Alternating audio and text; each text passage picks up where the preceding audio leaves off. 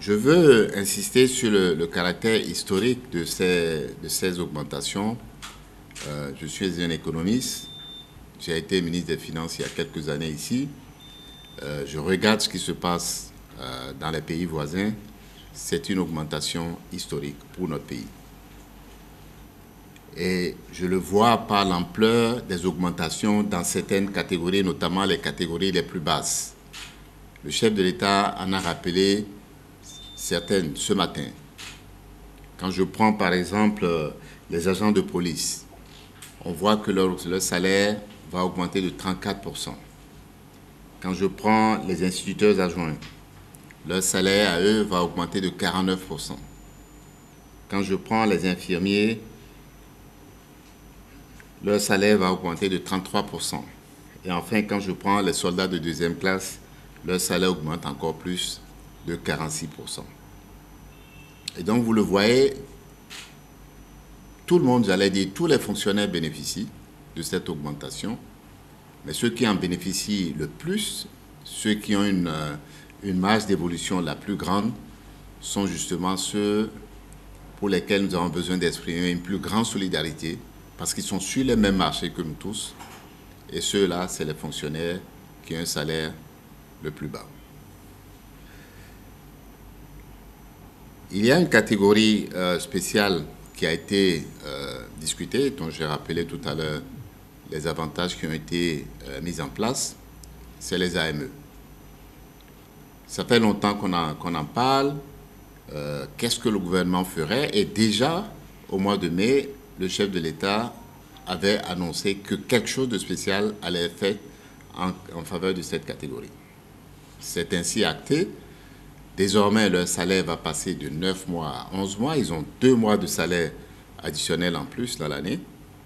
Et une mesure beaucoup plus importante, c'est que déjà, ceux qui ont fait 3 ans dans cette position pourront passer dans une catégorie plus permanente aujourd'hui, qui sont les contractuels de l'État.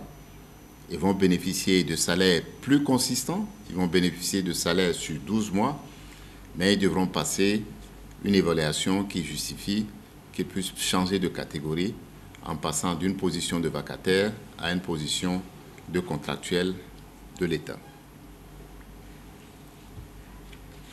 Je vais terminer sur un point, c'est ce qui concerne le secteur privé, parce que bien sûr, il n'a pas échappé au gouvernement et surtout au chef de l'État que quelque chose devait être fait pour cette catégorie de Béninois qui ne dépend pas directement de l'État, mais qui est sur le même marché que nous tous, que les fonctionnaires, que les non-fonctionnaires.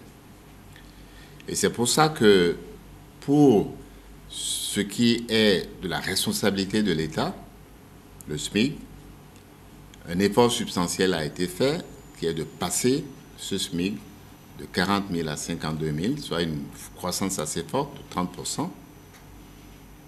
Et dans le même temps, d'appeler de manière solennelle, le chef de l'État l'a redit ce matin à l'Assemblée nationale, le patronat, les employeurs, notamment ceux des grandes entreprises, à faire un effort aussi important que celui de l'État dans leurs entreprises, pour autant que la situation financière de leurs entreprises respectives le leur permette.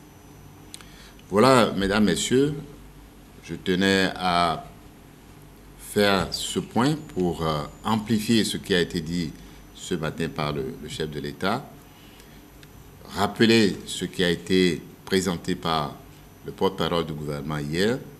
Vous le savez, je suis aussi président de la commission de négociation entre le gouvernement et les partenaires sociaux. Je peux donc témoigner aussi que tout ceci a été fait en accord avec ces partenaires sociaux qui ont, de manière générale, et j'allais dire de manière consensuelle, approuvé et souligné le caractère historique de ces mesures qui venaient d'être prises par le gouvernement.